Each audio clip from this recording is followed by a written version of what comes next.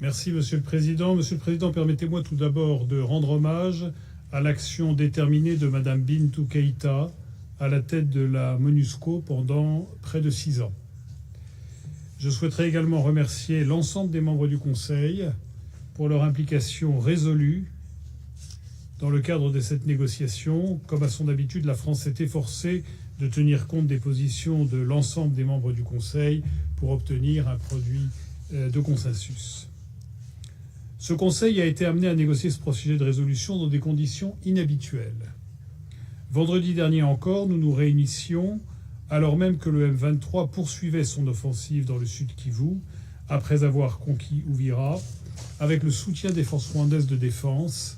Cette situation a naturellement eu un impact sur le cours des négociations. Monsieur le Président, le projet de résolution qui sera soumis au vote vise à inscrire la MONUSCO en première ligne dans le soutien aux efforts de paix, ceux de l'Union africaine et de la médiation du Togo, ceux des organisations sous-régionales et de leurs facilitateurs, et enfin, bien sûr, ceux des États-Unis et du Qatar.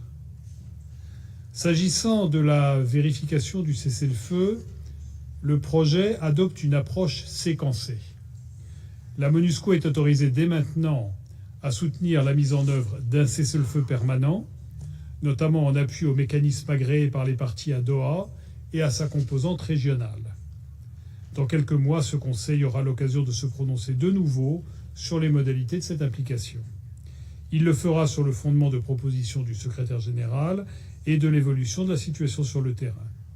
Cette approche reflète une volonté de compromis entre les diverses positions exprimées lors de la négociation dans un esprit de responsabilité.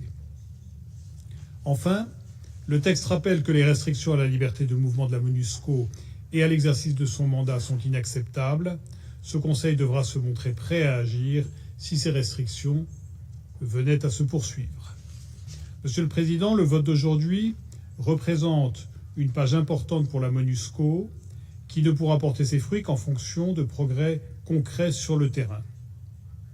Face à la gravité et à l'urgence de la situation, et à l'instar de cette résolution, la France appelle l'ensemble des parties à honorer leurs engagements en vue d'une paix durable dans l'est de la RDC et dans la région du Grand Lac, dans le respect de la souveraineté et de l'intégrité territoriale de la République démocratique du Congo.